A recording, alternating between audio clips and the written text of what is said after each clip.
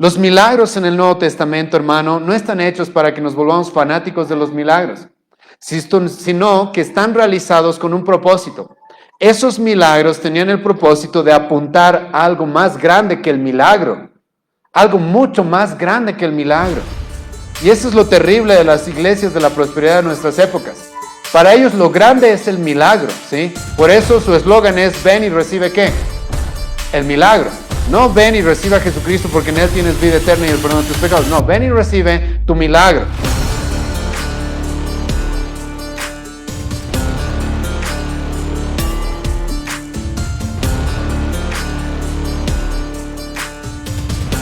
La palabra del Señor dice así, Juan capítulo 2, versículo 1 hasta el versículo 12 voy a dar lectura, ¿sí? Al tercer día se hicieron unas bodas en Canaán de Galilea y estaba allí la madre de Jesús, y fueron también invitados a las bodas Jesús y sus discípulos. Faltando el vino, la madre de Jesús le dijo: no tienen vino. Jesús le dijo: ¿qué tienes conmigo, mujer? Aún no ha venido mi hora. Su madre dijo a los que servían: haced todo lo que os dijere. Y estaban allí 6 tinajas de piedra para agua, conforme al rito de la purificación de los judíos, en cada una de las cuales había 2 o 3 cántaros. Jesús les dijo: llenad estas tinajas de agua, y las llenaron hasta arriba. Entonces les dijo: sacad ahora y llevadlo al maestresala, y se lo llevaron. Cuando el maestresala probó el agua hecha vino, sin saber él de dónde era, aunque lo sabían los sirvientes que había sacado el agua, llamó al esposo y le dijo: todo hombre sirve primero el buen vino, y cuando ya han bebido mucho, entonces el inferior. Mas tú has reservado el buen vino hasta ahora. Este principio de señales hizo Jesús en Canaán de Galilea y manifestó su gloria, y sus discípulos creyeron en él. Después de esto descendieron a Capernaum, él, su madre, sus hermanos y sus discípulos, y estuvieron allí no muchos días. Bueno, hermanos, hoy día nos introducimos al segundo capítulo del Evangelio de Juan, después de haber pasado bastante tiempo en el capítulo 1, viendo quién es nuestro Señor Jesucristo, entendiendo los diferentes contrastes que el apóstol Juan nos ha puesto en el capítulo 1 acerca de quién es nuestro Señor Jesucristo, quién es el Mesías, quién es nuestro Salvador. Y a partir de este capítulo, hermanos, el apóstol Juan tiene la intención de mostrarnos diferentes señales, diferentes prodigios que Jesucristo va a realizar, los cuales claramente son pruebas de que Él es el Mesías esperado del Antiguo Testamento. Y esto es algo que vamos a ver hasta el final de esta exposición, pero el apóstol Juan ha decidido tomar entre 7 a 8, aunque algunos pueden decir 9 milagros, los cuales nos va a presentar en este evangelio como evidencias claras acerca de quién es nuestro Señor Jesucristo. Y el pasaje que nos encontramos enfrente, hermanos, es el principio de 3 años de milagros, 3 años de enseñanzas, de controversias, discusiones, persecución, y todo esto está iniciando, hermanos, en este capítulo 2 del Evangelio de Juan. En este pasaje específicamente nos encontramos con el primer milagro de nuestro Señor Jesucristo, y este milagro nos va a mostrar bastantes cosas acerca de Él. A través de esta exposición, espero, hermanos, que ustedes puedan reconocer a Jesucristo como lo que ya hemos visto en el capítulo 1. Esto es importante, porque en el capítulo 1 el apóstol Juan nos ha presentado a nuestro Señor Jesucristo como Dios, y también nos lo ha presentado como un hombre. Y lo que vamos a ver, hermanos, a través de todo este evangelio es esto. Incluso en esta misma sección, en este primer milagro, vamos a ver a Jesucristo tanto como hombre como Dios. El apóstol Juan nos va a presentar a nuestro Señor Jesucristo de esta forma. Y este capítulo, o esta sección específicamente, es bastante peculiar, porque en esta misma sección el apóstol Juan nos dice cuál es el propósito de habernos presentado este milagro. ¿Cuál es el propósito de habernos relatado este primer milagro en unas bodas, en las bodas de Canaán específicamente? Ese propósito lo vas a encontrar en el versículo 11. Escucha lo que va a decir el apóstol Juan. Este principio de señales hizo Jesús en Canaán de Galilea y manifestó su gloria, y sus discípulos creyeron en él. Este es el propósito, hermano, de este pasaje. Este es el propósito, como vamos a ver más adelante, de que el apóstol Juan tiene respecto a mostrarnos este tipo de milagros. Es que nosotros podamos ver de alguna manera la gloria de nuestro Señor Jesucristo, y esto nos guíe a la fe en Él. Este es el propósito, en cierta manera, hermanos, de todo el Evangelio de Juan. que podamos ver, que podamos de alguna manera comprender la gloria de nuestro Señor y de esa manera pongamos completamente nuestra fe, nuestra dependencia, nuestra confianza, nuestra fidelidad en Él para la salvación de nuestros pecados, para la salvación de nuestras almas, para el regalo de la vida eterna que Dios quiere darnos a través de su Hijo. Y para entender mejor este pasaje, hermanos, los vamos a dividir en 4 partes. La primera parte es el versículo 1 y 2, donde vamos a ver la situación y los personajes, qué es lo que está sucediendo. El apóstol Juan, como también los otros evangelistas, no solo nos van a relatar lo que Jesucristo hizo, sino también nos van a relatar un poco del contexto. Nos van a introducir un poco en qué es lo que está sucediendo, quiénes están involucrados en lo que estaba pasando en este específico momento. En el versículo 3 nos vamos a encontrar con un problema. En el versículo 4 nos vamos a encontrar con la reacción de Jesucristo hacia ese problema. Y a partir del versículo 5 hasta el versículo 11 vamos a ver el milagro que Jesucristo va a realizar y también el propósito de este milagro. Así que introduciéndonos, hermanos, ahora al capítulo 2 de este evangelio, nos vamos a topar con el contexto. ¿Cuál es la situación? Vamos a encontrarnos con la situación y los personajes. Escucha una vez más lo que dice el versículo 1 y el versículo 2. Al tercer día se hicieron unas bodas en Canaán de Galilea y estaba allí la madre de Jesús y fueron también invitados a las bodas Jesús y sus discípulos. De esta manera es que el apóstol Juan nos introduce a la circunstancia en la que Jesucristo se encuentra en este momento. Al tercer día nos dice el apóstol Juan comenzando el versículo 1. ¿Qué significa eso? En el anterior pasaje, hermanos, nos hemos encontrado a Jesucristo probablemente en Betabara, el cual había sido, el apóstol Juan mismo nos dice ahora en el capítulo 2, invitado a unas bodas, y probablemente Jesucristo se pasó unos 2 días de viaje, algo que es importante para poder interpretar el contexto de las bodas judías. Jesucristo probablemente tuvo unos 2, quizás 3 días, casi 3 días de viaje hasta llegar a Canaán de Galilea, donde se está celebrando esta boda. Y en la época, hermanos, si Juan nos presenta este pasaje, inmediatamente, y como la Reina Valera pone el título, las bodas de Canaán, es la manera en la que se conoce normalmente este pasaje, y nos presenta una celebración que en aquella época era sumamente importante. Es más, era uno de los acontecimientos más importantes en la vida de una persona. Es más, nosotros vamos a incluso decir de que hasta el día de hoy es uno de los acontecimientos más importantes para una persona. Después de conocer a Cristo, después de llegar a la salvación, el casarse es uno de los acontecimientos más importantes que puede realizarse en la vida de alguien. Y es este el contexto en el que nos encontramos. Nos encontramos en unas bodas. Para la mujer en aquella época, a pesar de la época en la que ahora nosotros vivimos, en aquella época este era uno de los días más felices, de mayor celebración en su vida. Una joven virgen normalmente estaba esperando a lo largo de su vida hasta el momento de poder casarse, el momento de poder ser madura, poder ser considerada por un varón y entonces casarse. Y este era un acontecimiento tan importante y en cierta manera tan grande que podía llegar a durar por lo menos una semana, y algunos historiadores dicen que a veces duraba más. Ahora, escuchen, hermano, ¿por qué duraban tanto? ¿Sí? No específicamente porque los judíos querían tener una fiesta de 7 días, sino por lo que acabo de mencionar. Cuando tú invitabas a alguien a tu boda, muchas de esas personas iban a tener que viajar días para llegar, ¿sí? Entonces, sabiendo de que iban a haber invitados llegando y transcurriendo los días, iban a llegar, normalmente las bodas se extendían alrededor de unos 7 días, incluso a veces un poco más. Por eso va a ser bastante trágico lo que vamos a ver más adelante, de que el vino se acabe al parecer a la mitad de la boda. Y el día de la boda, hermanos, era un día sumamente importante, como he mencionado, no solamente para la novia, para el novio también era un día de los más importantes en su vida. Los dos buscaban vestirse con sus mejores ropas. Se dice que la novia se vestía con ropas blancas, adornadas con bordados y joyas. Se ponía en la cintura un cinturón que era especial para esa ocasión. Asimismo, el novio también se vestía con sus mejores ropas. Algunos nos cuentan de que los novios utilizaban una corona y así, acompañados de toda su familia, acompañados de todos sus amigos, iban a la casa de la novia, recogían a la novia y su familia y se iban a la casa del novio, donde iban a tener, como he mencionado, una semana de fiesta, una semana de celebración por la unión de esta pareja.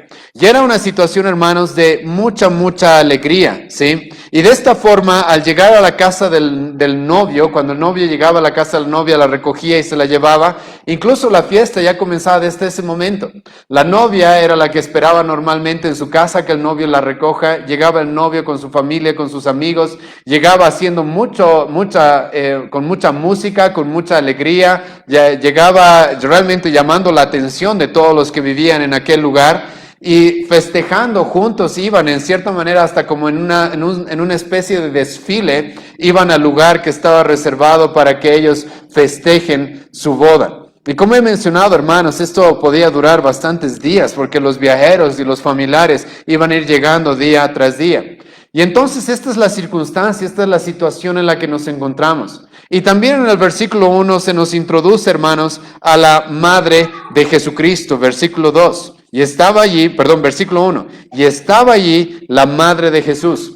Esto es interesante, hermanos, de que la madre de Jesucristo esté antes de que Jesucristo llegue. ¿Por qué? Porque esta podría ser, en cierta manera, quizás no de manera conclusiva, pero podría ser una evidencia de que la madre de Jesucristo estaba a cargo de alguna parte de la organización de la boda. Es más, algunos han dicho de que es muy probable de que la madre de Jesucristo, junto con Jesucristo y sus demás hijos, hayan sido familiares de la pareja que se estaba casando en este momento. La madre de Jesucristo está antes que Jesucristo, y como vamos a ver en un momento, la madre de Jesucristo va a estar preocupada por los preparativos y por lo que se necesitaba para que esta fiesta sea de alegría y de gozo para todos los invitados. La madre de Jesucristo ya estaba en la fiesta incluso antes de que Él llegue. Ahora, a diferencia de lo que María estaba haciendo en la boda, a diferencia de lo que la madre de Jesucristo estaba haciendo en esta boda, el versículo 2 nos presenta a Jesucristo como invitado, y fueron también invitados a las bodas Jesús, y no solamente Jesús, sino también sus discípulos. Resulta que Jesús, por alguna razón, probablemente porque su madre estaba ayudando en la organización de la boda, o quizás porque era pariente de la pareja que se estaba casando, Jesucristo también fue invitado a esta boda y no se va a rehusar a compartir esta celebración. Y esto es interesante cuando tú combinas estas dos cosas, como he mencionado al principio de esta exposición. Jesucristo es tanto Dios y Jesucristo también es hombre. Jesucristo, hermano, como Dios, es bastante lógico de que no rechace estar en esta boda, porque Él mismo es el que diseñó, Él mismo es el que creó la institución del matrimonio. El matrimonio, hermano, no fue algo que nació de la cultura, no fue una creación social, no es algo que la sociedad se inventó, sino es algo que Dios instituyó desde el principio. Vemos esto en Génesis capítulo 1, Génesis capítulo 2. Dios es el creador del matrimonio. Entonces, Jesucristo como Dios, hermano, te esperas de que Él asista a una boda cuando es invitado. ¿Por qué? Porque Él mismo creó esa boda. Y como vamos a ir viendo más adelante y hemos relatado en otros de los estudios que tenemos, Jesucristo está presenciando una boda en las bodas de Canaán, la cual, si tú estudias un poco acerca del matrimonio y de la relación del esposo con la esposa, es un momento bastante especial, porque Jesucristo sabe de que el matrimonio fue creado con varias intenciones, con varios propósitos, pero ¿cuál es el propósito principal del matrimonio? Reflejar el Evangelio. Entonces es bastante, cuando tú estudias la Biblia en su amplitud y qué es lo que dice acerca del matrimonio, le agrega peso a que Jesucristo esté compartiendo esto. Jesucristo, hermano, también siendo hombre, Él va a estar dispuesto a acercarse a las personas, Él va a estar dispuesto a pasar con ellos este tipo de momentos. Esto es importante por lo que vamos a ver también en un momento, hermanos, porque muchas veces cometemos el error de las religiones paganas, en las cuales ellos tienen ciertas deidades, las cuales esas deidades son como señores o reyes muy alejados, los cuales no se entrometen en las cosas de los hombres, ¿sí? Solamente se entrometen en las cosas de verdadera importancia. Entonces tú te podrías imaginar que el César, por ejemplo, el emperador romano, se lo invita a unas bodas de Canaán y diga, sabes, no tengo tiempo para esas cosas, tengo cosas más importantes que hacer. Y muchas veces nosotros pensamos de Dios y pensamos de Cristo de la misma forma, pero Jesucristo no va a ser de esa manera, sino que Jesucristo como hombre, Él va a estar dispuesto, hermanos, a participar de esta celebración. Jesucristo va a estar dispuesto a participar de esta fiesta, de este momento de alegría, va a estar dispuesto incluso a ayudar a los novios, a ayudar a la pareja en este día de su boda. Incluso este es uno de los motivos por los cuales los judíos le van a reclamar a Jesucristo y le van a decir, tú eres, escucha lo que los judíos le van a decir a Jesucristo en Mateo 11, versículo 19. Tú eres un glotón y bebedor de vino, le van a decir, ¿sí? ¿Por qué? Porque Jesucristo estaba conforme y estaba acostumbrado en cierta manera a pasar tiempo con las personas en este tipo de acontecimientos. La semana pasada hemos visto en el segundo turno, hemos expuesto el llamamiento de Leví, ¿se acuerdan? El llamamiento de Mateo. ¿Y qué es lo que sucede cuando Mateo es llamado, es salvado, cuando Jesucristo salva a ese hombre pecador? Mateo hace una gran celebración y Jesucristo va a estar dispuesto a participar de esa celebración en la cual Mateo está reflejando la alegría que él tenía al haber conocido a su Salvador. Y muchos lo van a acusar incluso a Jesucristo por esto, le van a decir, ¿por qué eres así? ¿Por qué estás constantemente con las personas en sus fiestas y en sus celebraciones? Ahora, obviamente esta acusación de que Jesucristo era un glotón o un bebedor de vino era en cierta manera un engaño, ¿sí? Estaban de alguna manera mintiendo acerca de Jesucristo, porque si bien él celebraba, él mismo nunca jamás se emborrachó, como voy a explicar un poco más adelante acerca de la doctrina del vino dentro de la Escritura. Jesucristo jamás cayó en ese tipo de pecado. Es un pecado, escucha, no es pecado tomar vino, lo que sí es pecado es emborracharse, lo que sí es pecado es dejar que el vino te controle, lo que el apóstol Pablo va a decir en Efesios capítulo 5, que no dejemos que suceda. Y Jesucristo mismo, por si acaso, va a decir, Lucas capítulo 21, versículo 34, mirad también por vosotros mismos que vuestros corazones no se carguen de glotonería y de embriaguez y de los afanes de esta vida, y venga de repente sobre vosotros aquel día. Entonces Jesucristo, hermano, estaba dispuesto a celebrar esta fiesta, estaba dispuesto a participar con estas personas de su alegría. Lo que sí podemos estar seguros es que, a pesar de que lo acusaban de eso, Jesucristo no participaba de ningún pecado. Jesucristo no participaba de ningún exceso. Entonces, sabiendo esto, hermanos, podemos entender que Jesucristo compartía la alegría de estas personas. Y de esta forma, hermanos, es que nos encontramos empezando este capítulo 2 del Evangelio de Juan. Jesucristo y sus discípulos asistiendo como invitados a esta boda. Junto con su madre, junto con sus familiares. En el versículo 12 se nos dice que Jesucristo, su madre y sus hermanos y sus discípulos después se fueron a Capernaum, lo cual significa de que aquí estaba la familia de Jesucristo. Es por eso de que hay, creo, bastante evidencia para pensar de que la pareja que se está casando acá es de alguna manera, está relacionada de manera familiar, probablemente con la familia de Jesucristo. Pero en este contexto, en el versículo 3 ahora se nos va a presentar un gran problema. Escucha lo que va a suceder en el versículo 3. Y faltando vino, la madre de Jesús le dijo, no tienen vino. Y faltando vino, la madre de Jesús le dijo, no tienen vino. Este, hermanos, era un gran problema. El vino se había terminado. En esta época, hermanos, la hospitalidad, en la época de Jesucristo, la hospitalidad era algo sumamente importante. Tú puedes recordar quizás, hermano, incluso la parábola en la que Jesucristo nos da. Yo sé que Jesucristo está hablando ahí de la oración, pero ¿se acuerdan de esa parábola en la de que hay un hombre el cual recibe una visita a horas de la noche, casi a la medianoche probablemente, y este hombre no tiene nada que darle?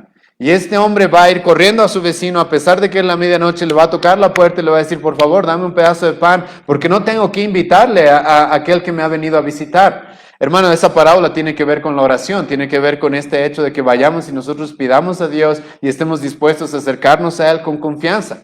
Pero en esa parábola Jesucristo nos muestra algo de lo que era acostumbrado en aquella época, hermano. La hospitalidad era algo muy importante para ellos. Cuando alguien venía a tu casa y poder recibirlo y poder darle para sus necesidades, poder ofrecerle algo, era algo sumamente importante. Es más, en aquella época el hacer eso representaba de que yo verdaderamente quiero ser tu amigo, yo verdaderamente quiero asociarme contigo. En nuestra época, lamentablemente, quizás no estamos acostumbrados a eso, pero en aquella época era así.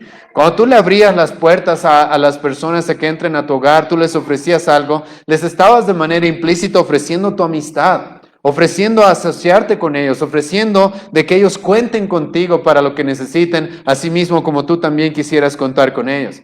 La hospitalidad, hermanos, como les acabo de mencionar, era algo sumamente importante en aquella época. Y en una boda, si había algo que no podía faltar, lo cual mostraba hospitalidad hacia los invitados, adivina qué es lo que era.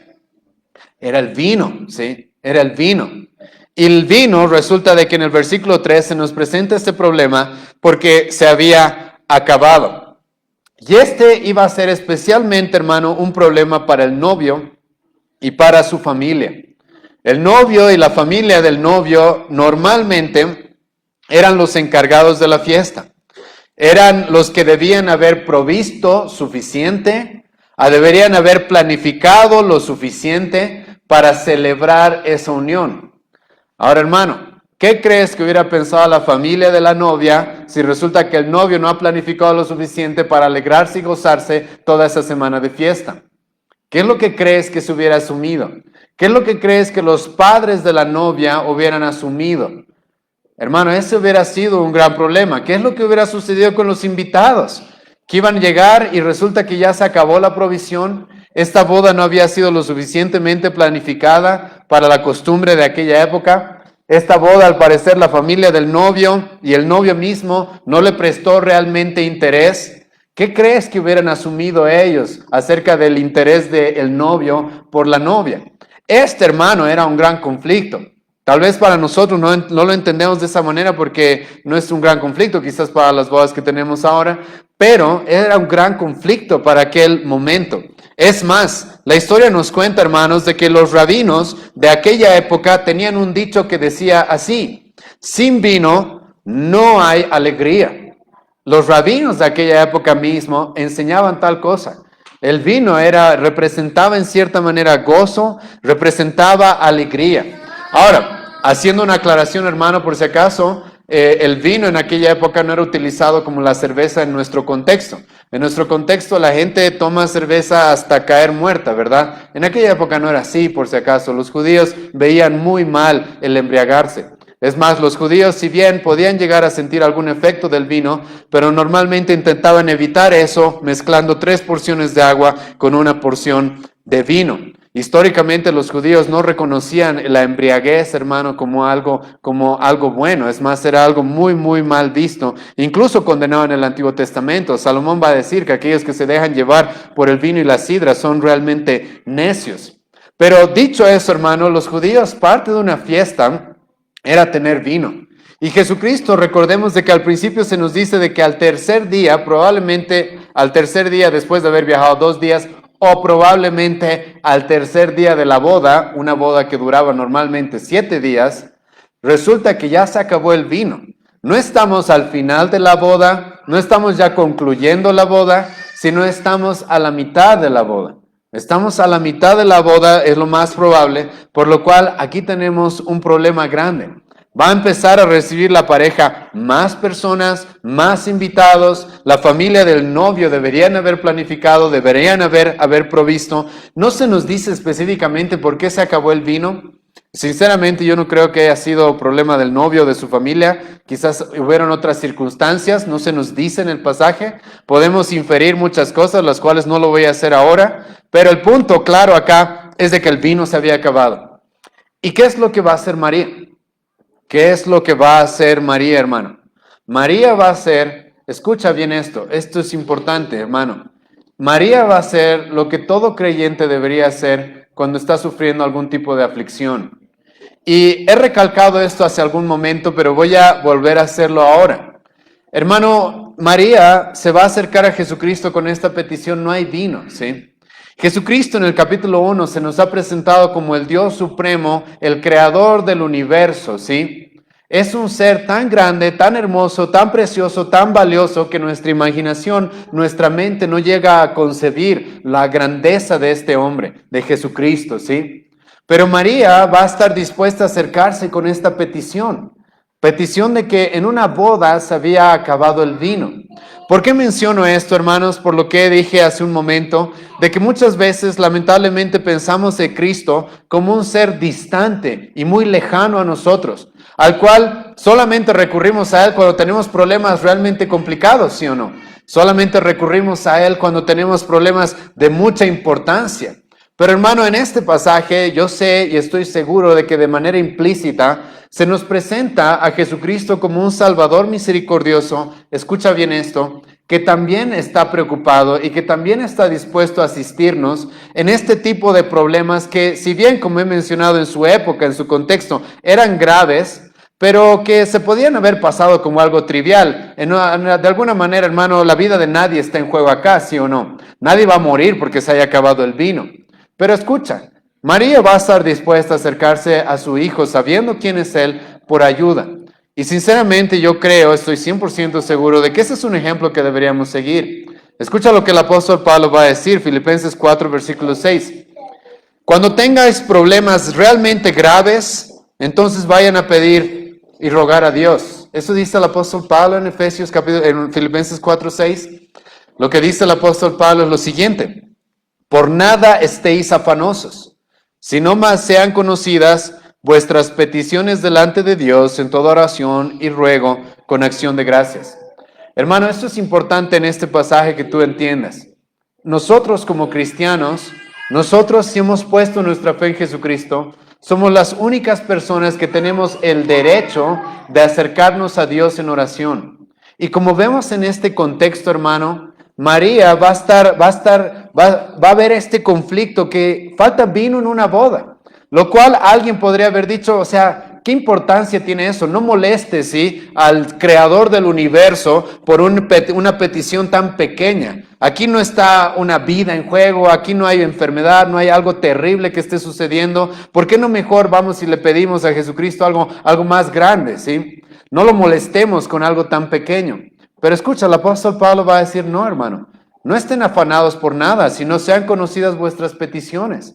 Hermano, Jesucristo y Dios Dios mismo, Jesucristo, el Padre, el Hijo, son un Salvador, hermano, que está dispuesto a entrometerse, está dispuesto a ser parte de lo cotidiano de nuestras vidas. En cualquier momento nosotros podemos recurrir a Él y decirle, tengo esta necesidad, tengo este problema, tengo esta aflicción, tengo esta duda. Es por eso que el apóstol Pablo va a decir, cuando ustedes oren, oren sin cesar. En todo momento oren. Todo momento yo puedo estar en contacto con Él y cuando llega alguna aflicción, cuando estoy pasando algo, aunque parezca muy trivial, aunque parezca algo que no tiene sentido tal vez acercarme a alguien tan poderoso, tan grande, escucha, puedo hacerlo. Y ahora aquí alguien podría decir, sobre todo aquellos que salen del catolicismo romano, no, pero es que es la madre de Cristo. Te recuerdo que Jesucristo va a decir más adelante en el Evangelio de Mateo, ¿quién es mi madre y quiénes son mis hermanos? Aquellos que han puesto su fe en mí y guardan mi palabra. Esos son mi madre y mis hermanos. Entonces aquí no es que María tiene alguna ventaja, como vamos a ver más adelante. Pero María, hermanos, sí está mostrando algo que todos nosotros deberíamos estar dispuestos a hacer. Correr a nuestro Señor en cualquier circunstancia. Ahora, eso es una seguridad, hermano, de que Jesucristo va a decirte que sí a todo. Eso es una seguridad de que cuando estás tarde al trabajo y le pides, Señor, ayúdame a llegar temprano, sí o sí vas a llegar temprano. No, no es siempre, el Señor no siempre va a responder de manera cumpliendo nuestras peticiones. Pero de lo que sí tú puedes estar seguro es de que podemos acercarnos a Él en oración, con cualquier petición. ¿Cuál es tu afán? ¿Cuál es el afán que hoy día tenemos? ¿Cuál es la preocupación que tenemos el día de hoy? ¿Cuál es la aflicción que tenemos? Jesucristo está dispuesto a escucharnos, hermano, Él es Dios. Él no se cansa, Él no está ocupado, Él es Dios. Él nunca está ocupado para escuchar peticiones. Él nunca está tan ocupado e inmerso en cosas importantes que las cosas menos importantes están fuera de su alcance o no tiene tiempo para ellas. No. Jesucristo más bien en este momento, hermano, y recordando de que Él ya comenzó su ministerio, está dispuesto a escuchar a esta pareja, está dispuesto a ver las necesidades de estas personas. Y ahora vamos a encontrarnos, hermanos, ahora con la respuesta de Jesucristo. La reacción, primero, antes de ver el milagro y su propósito, vamos a ver la reacción de Jesucristo. Lo cual, como dije, María, hermanos, está haciendo lo correcto, yendo a su hijo con una petición lícita. Pero Jesucristo aquí va a reaccionar de una manera que verdaderamente tenemos que examinarla, ¿sí? Evaluarla. Escucha lo que va a decir, versículo 4. Jesús le dijo, ¿qué tienes conmigo, mujer? Aún no ha venido mi hora. Aquí, hermano, encontramos una respuesta un poco rara, ¿sí o no? No te esperas quizás este tipo de respuesta. Incluso, algunas personas han llegado a pensar de que Jesucristo aquí está siendo un poco irrespetuoso hacia María, ¿sí? Sobre todo en nuestra época, en la cual María, hermano, es para los católicos, lo es todo, literal, lo es todo. Ahora, si hay alguien del catolicismo acá que me diga que no, les animo a leer sus catecismos, les animo a leer las diferentes escritos que tienen acerca de su doctrina de María, porque a ella la van a considerar, hermano, la reina del cielo, la reina del universo, la redentora del mundo, ¿sí? Así la consideran a María. Y Jesucristo, yo estoy seguro, hermano, siendo Él Dios y siendo omnisciente, este pasaje es muy importante porque Él sabía, Jesucristo sabía los errores que se iban a cometer más adelante con su madre. Ponerla en una posición la cual ella no merece. Y esta situación es muy importante, ¿sí? Porque en la doctrina católica, ¿qué es lo que el catolicismo te enseña? Exactamente lo contrario a lo que ahora estoy enseñando, ¿sí? El padre está ahí lejos, sí, que está ocupado en sus cosas. El hijo igual está recibiendo tantas peticiones que está ocupado, no tiene tiempo para nosotros. Entonces tú tienes que recurrir ¿a quién para que el hijo te escuche? ¿A quién tienes que recurrir? A María, porque su madre, Jesucristo, sí le va a hacer caso a su madre. Su madre, cuando levante la voz, le va a decir a Jesucristo y Jesucristo entonces va a escuchar tu petición. Jesucristo entonces va a escuchar tu oración, tu ruego. Y hermano, creo que este pasaje es muy importante para contradecir lo que se dice ahí.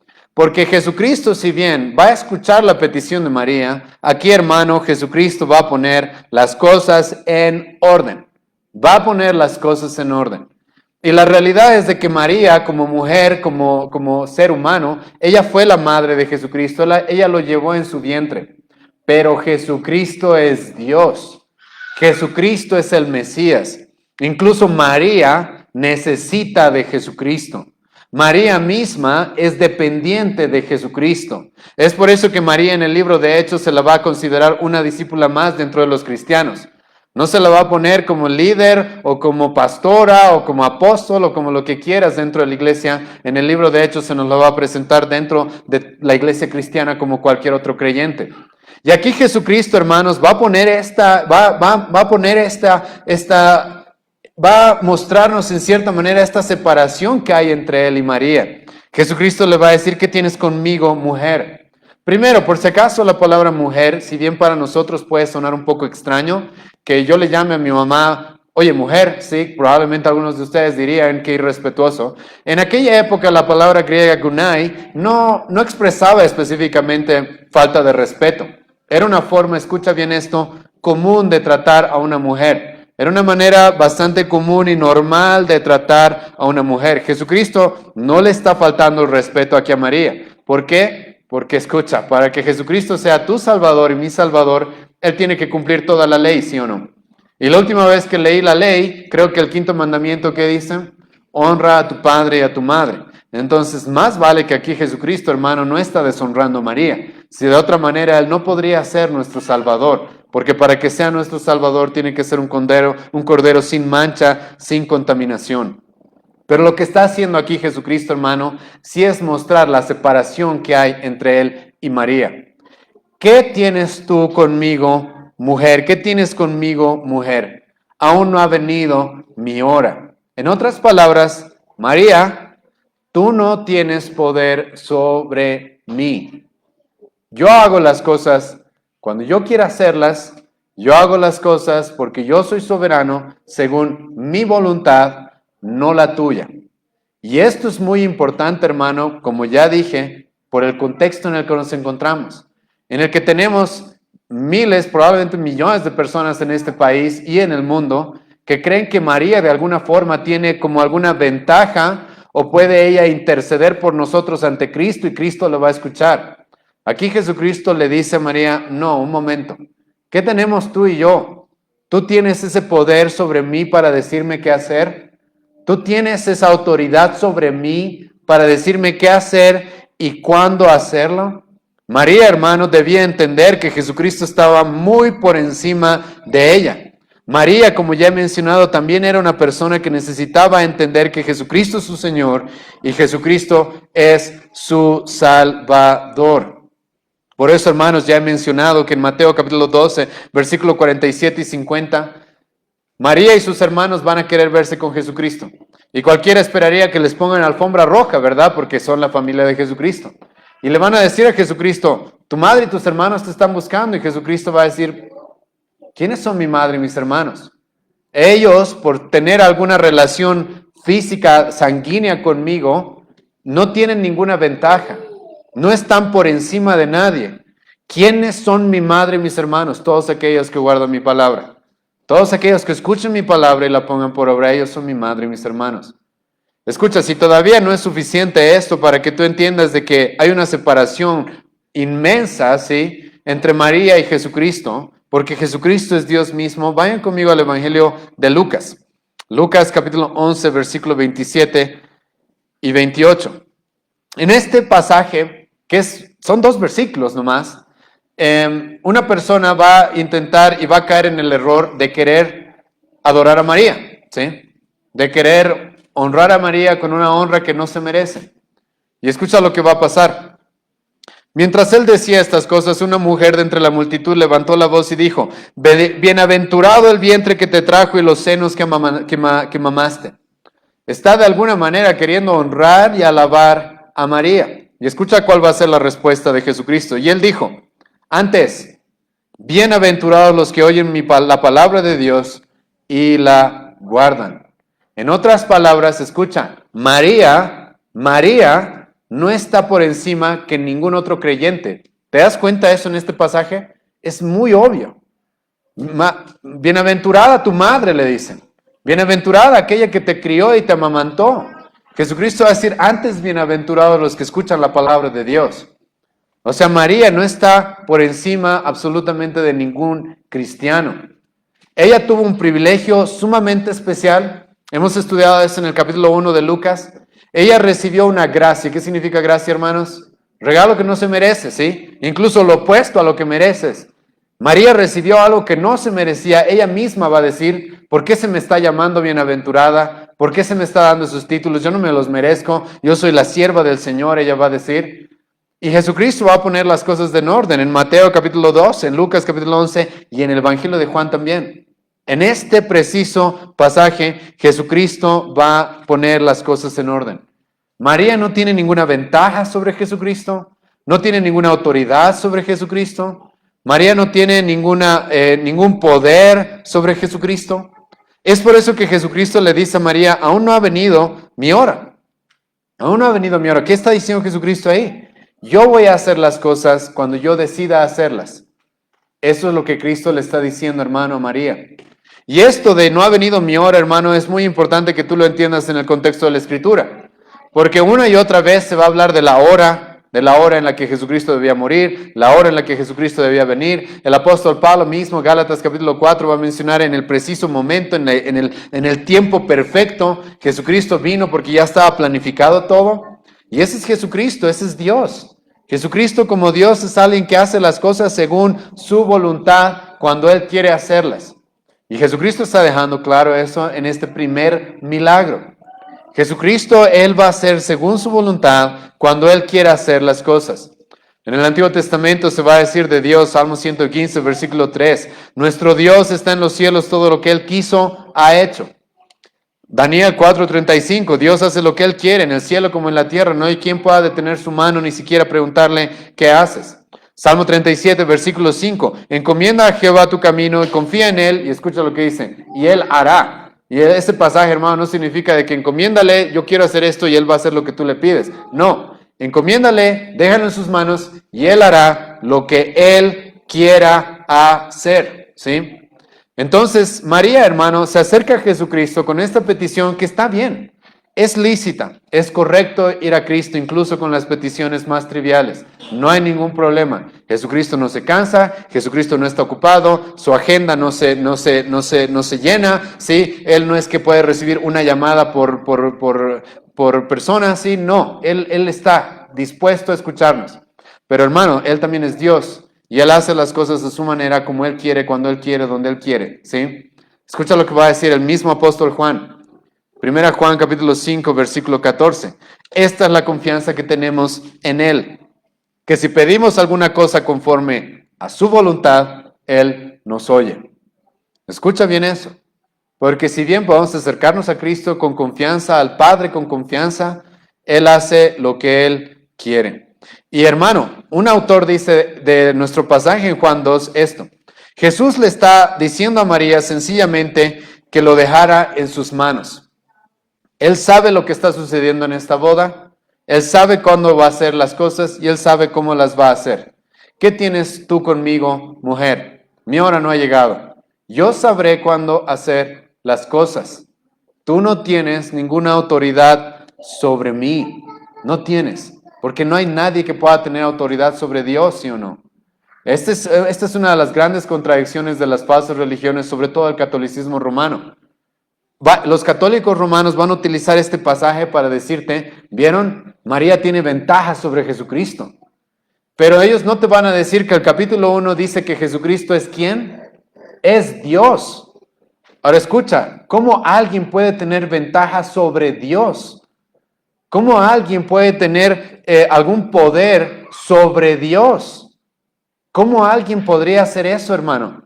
Esa es una contradicción, eso es lo que normalmente hacen las falsas religiones, ¿sí? Yo estaría contradiciendo lo que hemos visto en el capítulo 1, si ahora yo te predico en este pasaje y te digo, María, ¿viste cómo tenía poder sobre su hijo? Y su hijo siempre la escucha como si Jesucristo estuviera sometido bajo la autoridad y bajo el reino de María. ¿Eso sería coherente con todo lo que hemos visto en el capítulo 1? No. Las falsas religiones, hermanos, siempre hacen eso. Pasajes fuera de contexto. Jesucristo mismo va a decir una y otra vez, yo hago las cosas cuando yo las quiero. Todo poder me ha sido dado a mí. Yo soy el Dios soberano. A mí nadie me fuerza a hacer absolutamente nada. Incluso cuando veamos en este mismo evangelio que Jesucristo está yendo a la muerte, Pilato le va a decir, ¿qué no sabes que yo tengo el poder para matarte? Y Jesucristo le va a decir, jaja, yo tengo el poder, ¿sí? Tú no tienes ningún poder sobre mí. Alguien te ha dado ese poder, pero no creas que tú tienes poder sobre mí, Pilato. Y lo mismo sucede acá, hermano. De una manera respetuosa, de una manera cordial, Jesucristo le dice a María y le deja claro, entre tú y yo hay una separación, la cual se debe ver en los evangelios.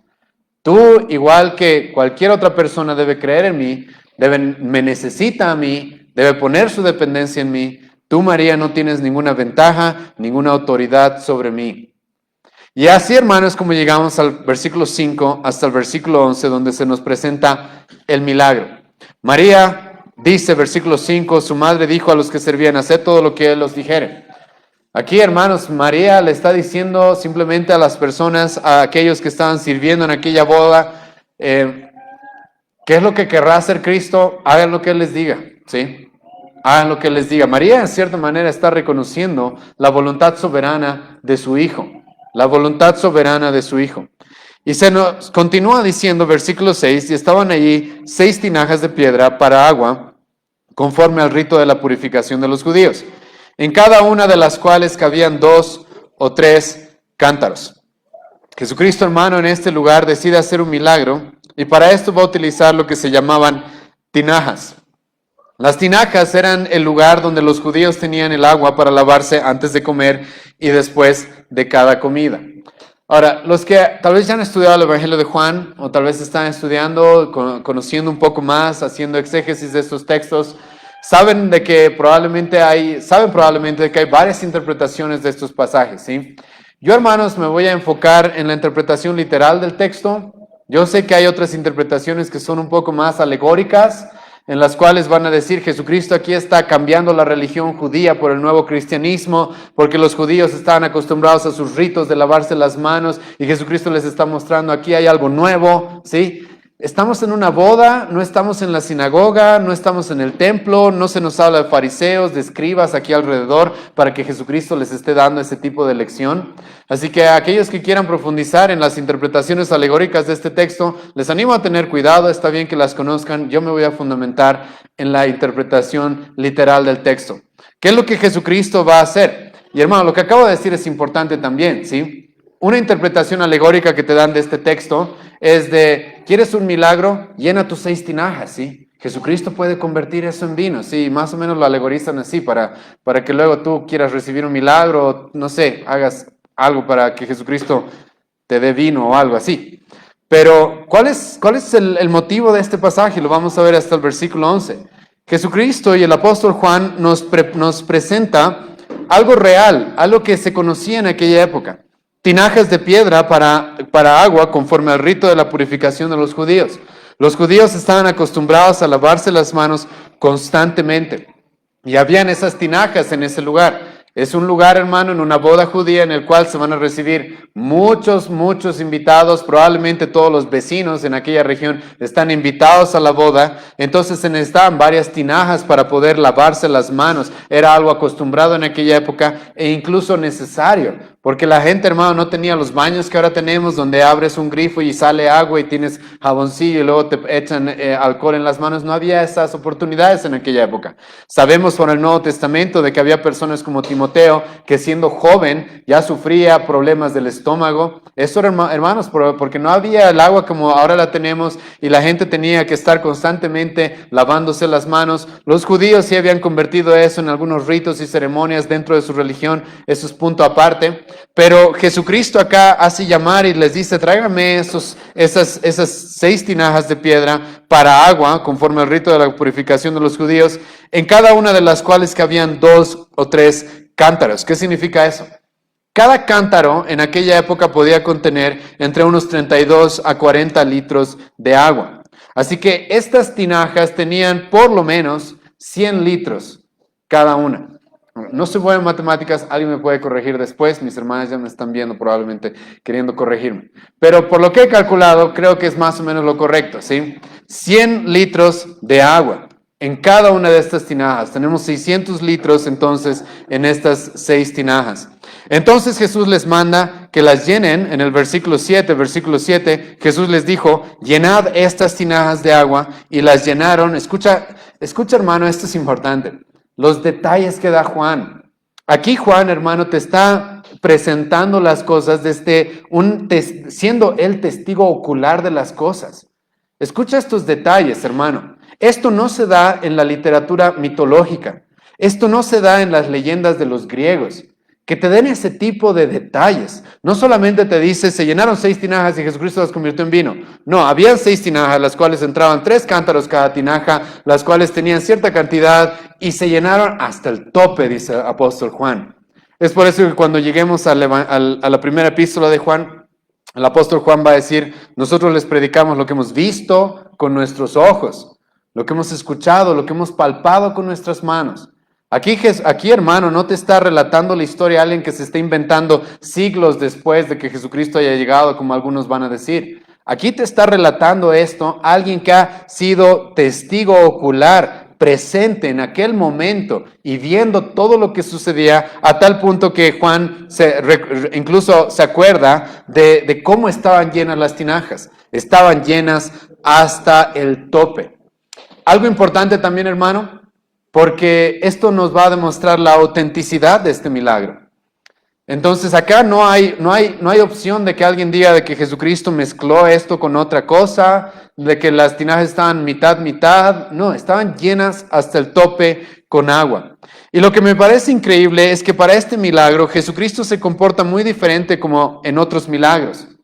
En otros milagros, hermano, tú vas a ver a Jesucristo dar órdenes, ¿sí? Decirle, levántate, toma tu lecho y anda. Decirle a una niña muerta, niña, a ti te digo, levántate. En el capítulo 11 de Juan nos vamos a encontrar con Jesucristo diciéndole a Lázaro, Lázaro, sal fuera. Vamos a ver, hermanos, a Jesucristo hacer ese tipo de milagros. Pero en este milagro, algo muy interesante pasa y peculiar, específicamente de este milagro. ¿Qué es lo que sucede? Jesucristo no dice ni una palabra. Jesucristo, hermano, da por hecho de que la creación va a hacer lo que Él quiere que haga, incluso sin decirlo. En otro momento, hermano, vamos a ver que Jesucristo le va a decir al mar, a la lluvia, al agua, le va a decir, basta, silencio, ¿sí? Sí, va a hacer eso Jesucristo. Pero en este milagro, de manera muy peculiar, Jesucristo no va a decir nada. Jesucristo simplemente va a decir, versículo 8, entonces les dijo, sacad ahora y llevadlo al maestresala, y se lo llevaron. Jesucristo da por hecho de que este milagro ya está, ya está. No necesitó ni siquiera decir una palabra, ni siquiera decir una palabra para que esto, hermano, suceda. Es como que Jesucristo supiera que el agua iba a hacer lo que él quería, lo que él en su mente estaba ya ordenando. Y esto es importante respecto a este pasaje. Este pasaje no tiene como personaje principal a la pareja de las bodas de Canaán, no tiene como personaje principal a María o a los discípulos, tiene como personaje principal, hermano, a Cristo. Y Cristo está mostrando acá ese poder creador que nos presentó el apóstol Juan en el capítulo 1. ¿Te acuerdas lo que nos dijo en el capítulo 1? Déjame refrescarte la memoria, versículo 3. Todas las cosas por Él fueron hechas, y sin Él nada de lo que ha sido hecho fue hecho. Hermano, el apóstol Juan nos ha presentado a Jesucristo como el Dios creador del universo. Y ahora en esta primera señal, en este primer milagro, el apóstol Juan nos va a presentar este tipo de poder. Entonces lo que nos dijo en el capítulo 1, el apóstol Juan, hermano, lo va a presentar con evidencias. ¿Quién más podría hacer este tipo de milagro? Jesucristo ni siquiera va a mencionar una palabra. Jesucristo no le va a echar aceite a las tinajas. Jesucristo no le va a pedir, bueno, vengan y diezmen y entonces tal vez les sea, si su fe es grande, entonces se les va a cumplir este milagro. Jesucristo, hermano, ni siquiera va a decir una palabra, no va a pedir absolutamente nada más que llenen esas tinajas de agua y va a dar por hecho de que esa agua, cada átomo de ese líquido se va a convertir ahora en vino. Hermano, ¿quién podría tener tal poder? ¿Quién podría hacer tal tipo de milagros más que Dios mismo? Este no es el milagro de los charlatanes de nuestra época, hermano, que le ponen, eso me han dicho hace poco, ¿sí? Que le ponen polvito dorado a la calefacción, ¿sí? O al aire acondicionado y luego te hacen levantar las manos y luego te dicen, wow, mira, tus manos están brillando, llenas, están de oro del cielo, ¿sí? Si tuvieran tanto oro, no sé para qué piden tantos diezmos, ¿sí? Pero no son ese tipo de milagros engañosos, hermano. Acá Jesucristo, escucha, tenemos 600 litros de agua llenos hasta el tope y Jesucristo va a dar por hecho de que esa agua va a hacer lo que Él quiera que haga. Y escucha lo que va a suceder. Va a haber otros testigos de este milagro. Gente que todavía, escucha, ni siquiera sabe. No es que aquí son cómplices de Jesucristo, no es de que aquí estamos en un martes de milagros con Jesucristo, no. Jesucristo está en una boda común y corriente como cualquier otra, de manera pública, con un montón de personas, y se nos va a presentar ahora en el versículo 8 al maestresala. Entonces le dijo, sacad ahora y llevadlo al maestresala, y se lo llevaron. El maestresala, lo cual podría ser en nuestra época como el maestro de ceremonias, eso es lo que significaba, el encargado de la fiesta, el encargado del entretenimiento, podríamos decir hoy también, era usualmente el que estaba a cargo de las cosas, ¿sí? Y este hombre ni siquiera está con Jesucristo cuando se hace el milagro. Este hombre está ahí probablemente preocupado por conseguir vino, preocupado por las visitas que están llegando. Y este hombre, sin saber lo que sucedió, el apóstol Juan nos va a decir, versículo 9, cuando el maestresala probó el agua hecha vino, sin saber él de dónde era, aunque lo sabían los sirvientes que habían sacado el agua, llamó al esposo y le dijo, todo hombre sirve el buen vino, y cuando ya han bebido mucho, entonces el inferior, mas tú has reservado el buen vino hasta ahora. Este no es ni siquiera cualquier vino, es el mejor vino que alguien haya probado, hermano. Sinceramente yo creo que vamos a probar ese vino en la mesa del Cordero cuando nos encontremos con Él. Pero hasta ese momento, hermano, no creo que alguien pueda probar un vino como este. Y lo único que se nos dice es eso.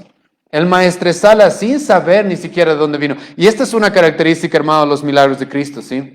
No era un show como hacen en nuestra época. Eran así. Eran espontáneos. La mayoría de ellos eran espontáneos. Se daban en el momento. Eran presenciados por otros testigos. Eran probados por las personas. No eran cosas extrañas que se hacían en la oscuridad de algunas iglesias o de algunas sectas. No. Era así este tipo de milagros. Y el maestresala va a ir, hermano, y le va a decir, ¿de dónde ha sacado este vino? Ni siquiera sé de dónde ha salido este vino. Y está pasando algo extraño acá. Normalmente la gente dejaba el mejor vino, más bien servía el mejor vino al principio y dejaba el vino de menor calidad para el final, cuando la gente ya esté un poco, ya haya bebido un poco. Entonces, y se sorprende de lo que está sucediendo sin saber específicamente qué es lo que pasó. Y hermano, este es el milagro. Y ahora el apóstol Juan nos va a decir en el versículo 11 el propósito de este milagro. ¿Cuál es el propósito? El propósito, hermano, es de que ahora quieras embriagarte con vino. No es el propósito, ¿sí? No es el propósito. No os embriaguéis con vino, Efesios capítulo 5. No. Ahora, ¿es pecado tomar vino? Claramente este pasaje nos muestra que no, sino Jesucristo estaría haciendo pecar a la gente. No es pecado tomar vino. Creo que tomamos vino en la Santa Cena, ¿verdad? Y no creo que estemos pecando. Pero ¿cuál es el propósito de esto? ¿Será el propósito, hermano, de este pasaje, como he mencionado, que ahora tú busques tu milagro? ¿Sí? De que ahora tú llenes tus 6 cántaros y busques y confíes en que Jesucristo puede convertir lo que tú tengas en algo mucho mejor. Este pasaje yo sé que es utilizado por los teólogos de la prosperidad de esa manera. ¿Sí? Ahora tú, aunque tengas algo pequeño o algo que parezca que no es, tranquilo, Jesucristo puede volverlo como lo que tú deseas, como lo que tú necesitas. ¿Cuál es el propósito de este pasaje? Escucha el versículo 11. Este principio de señales hizo Jesucristo. Escucha. Este principio de señales hizo Jesús en Canaán de Galilea. Este es probablemente su primer milagro. Su primer milagro. Lo cual nos dice de que Jesucristo no hizo milagros antes, en su infancia, en su adolescencia, en su juventud, no hizo milagros. Él ya teniendo probablemente entre 30 y 33 años, decide comenzar su ministerio y hace este primer milagro en una boda. Y Juan va a utilizar una palabra que es muy importante. Sí, una palabra que tú necesitas reconocer en el versículo 11. Este principio de señales. Hermano, este tipo de expresión son expresiones que el apóstol Juan va a utilizar y también los demás apóstoles para referirse a los milagros. Sí, señales. Pero esta palabra señales no solamente hace referencia a los milagros, sino que esta palabra señales hace referencia a una prueba, a una evidencia. Lo que el apóstol Juan quiere, lo que Dios quiere, hermano, es de que tú veas este milagro, no para que ahora te afanes en conseguir un milagro, sino que tú veas este milagro como algo que está apuntando a algo. Es esa la forma en la que se usaba esta palabra señales. Algo que está apuntando a algo. ¿A qué nos está apuntando esto? ¿A qué nos está apuntando este milagro? ¿A que pidamos más milagros? ¿A que nos emborrachemos con vino? ¿A qué nos está apuntando este milagro? Este principio de señales hizo Jesús en Canaán de Galilea y manifestó ¿qué? Su gloria. Los milagros en el Nuevo Testamento, hermano, no están hechos para que nos volvamos fanáticos de los milagros, sino que están realizados con un propósito. Esos milagros tenían el propósito de apuntar a algo más grande que el milagro, algo mucho más grande que el milagro. Y eso es lo terrible de las iglesias de la prosperidad de nuestras épocas.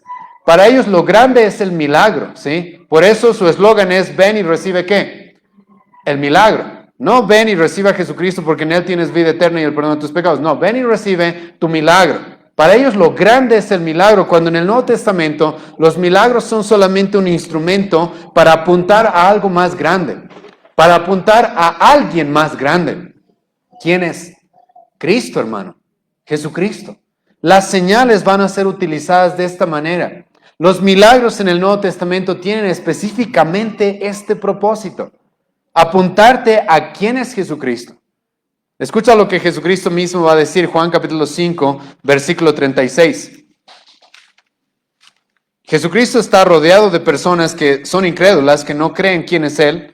Y escucha lo que Jesucristo les va a decir. Mas yo tengo mayor testimonio que el de Juan, porque las obras que el Padre me dio para que cumpliese, las mismas obras que yo hago, dan testimonio ¿de quién? De mí, que el Padre me ha enviado. Jesucristo les va a decir, escuchen, ustedes no quieren creer que yo soy Dios, que yo soy el Mesías. Vean las obras que estoy haciendo. Por eso los mismos judíos después, en este mismo evangelio, se van a preguntar, si no creemos que Él es el Mesías, ¿vendrá un Mesías que haga más señales que Él? ¿Podrá haber alguien? Porque jamás hemos visto a alguien hacer tantos milagros, tantas señales. Y Jesucristo le va a decir a los judíos, ¿ustedes no creen quién soy yo? Vean las obras que estoy haciendo. Esas obras dan testimonio de quién? De mí. Esos milagros, esas señales han sido realizadas para que me apunten a mí como el Mesías, como el Salvador del mundo, como Dios mismo. Escucha por eso, una vez más, el apóstol Juan, terminando su evangelio, capítulo 20, escucha lo que va a decir. Versículo 30 y 31. Hizo además Jesús muchas otras señales en presencia de sus discípulos, las cuales no están escritas en este libro. Pero estas, ¿qué se está refiriendo Juan? Estas, las que el apóstol Juan nos va a presentar en su evangelio, comenzando con la señal de las bodas de Canaán, escucha para qué fueron escritas. ¿Para qué fueron escritas? Pero estas se han escrito para que todos los miércoles tengan noches de gloria, ¿sí? Noches de fuego. Escucha lo que dice, pero estas han sido escritas para que creáis que Jesús es el Cristo, el Hijo de Dios, y para que creyendo tengáis vida en su nombre. El apóstol Juan mismo nos dice, estas señales les he escrito ¿para qué? Para que ustedes entiendan y reconozcan quién es nuestro Señor. Para que cuando lo comparen con Mahoma, con Buda, con la Virgen, con el que quieran, se den cuenta, no. Él no puede ser comparado con nadie. Él ha mostrado en su primera venida quién es Él. Escucha lo que va a decir el apóstol Pedro en Hechos capítulo 2. Hemos leído este pasaje. Por algún motivo no hemos leído este versículo, creo. Pero versículo 22 y 23, escucha lo que va a decir el apóstol Pedro. Capítulo 2 del libro de Hechos, versículo 22. Varones israelitas, oíd estas palabras. Jesús Nazareno, varón aprobado por Dios entre vosotros, escucha, con las maravillas, prodigios y señales que Dios hizo entre vosotros por medio de él, como vosotros mismos sabéis. El apóstol Pedro en este pasaje, en Hechos capítulo 2, quiere que la gente reconozca a Jesucristo como el Mesías. Y les dice, ustedes recuerden, Jesucristo, Dios mismo, dio testimonio de quién es Jesucristo con los prodigios, las señales, los milagros que vimos, que ustedes saben que realizó. Nadie puede negar eso. Están escritos, han sido hechos alrededor de testigos oculares, personas que han presenciado, han estado ahí presenciando todo esto, los mismos judíos. Después de que Lázaro resucite, van a decir, tenemos que matarlos porque ¿qué más evidencia podemos tener de que Él es el Mesías? Y hermano, y este es el propósito de este milagro, de que sea una señal, algo que nos apunte a ver la gloria de ¿quién? De Cristo. Aquí está Juan, hermano, mostrándonos las evidencias de lo que nos dijo en el capítulo 1. Él en el principio era el verbo estaba con Dios, el verbo era Dios. Y nada de lo que fue hecho sin Él. Él es el creador, el sustentador, Él es el soberano del universo. Él es el soberano del universo. Y la idea, hermano, es esta. Que tú veas, igual que en este momento, igual que lo que sucedió en ese momento, que tú veas lo que Jesucristo hizo, e igual que los discípulos digas, estoy manifestando una gloria que no se ve en nadie más. Una gloria en la cual jamás se va a presenciar hasta su segunda venida. Así Jesucristo manifestó su gloria y escucha cómo termina el versículo 11, y sus discípulos creyeron en Él. Ahora, ¿significa que sus discípulos no habían creído en Él? No, ya habían creído en Él. En el capítulo 1 hemos terminado viendo eso. A Jesucristo se lo había reconocido como el Mesías, como el Rey de Israel, como el Hijo de Dios. Pero con esto, hermano, los discípulos están confirmando esto. Están confirmando quién es Él. Y lo que la Biblia quiere, hermano, con este pasaje es eso. No de que te vuelvas fanático ahora de los milagros, sino que te obsesiones con quién es Cristo, hermano. Con quién es Él. ¿Quién más puede tener esta clase de poder? ¿Quién más puede hacer esta clase de milagros? Y hermano, al conocer esto, yo oro porque se cumpla lo que dice el Salmo. Confían en ti los que conocen tu nombre. Salmo 9, versículo 10. Y este es el propósito por el cual el apóstol Juan nos está presentando esta señal. Nos está presentando este acontecimiento. Y para concluir, Juan va a terminar versículo 12 diciéndonos qué es lo que sucedió un poco después. Después de esto descendieron a Capernaum él y su madre y sus hermanos y sus discípulos y estuvieron allí no muchos días. Hermano, este es Jesucristo, Dios mismo que se hizo hombre y demostró quién era Él. Él no era un charlatán más diciéndose, llamándose él mismo el Mesías. Él dijo, yo soy el Mesías, aquí están las pruebas, aquí está la evidencia. Si hay alguien que no cree en él el día de hoy, ¿cuál es tu excusa? ¿Cuál es tu excusa? ¿Quién más puede hacer esto? ¿Quién más puede tener esta clase de poder? Jesucristo es el Salvador del mundo, como nos presentaron en el capítulo anterior, y Jesucristo demostró serlo, algo que estamos empezando a ver, hermano, en el Evangelio de Juan, y algo que vamos a continuar viendo a través de todo este Evangelio.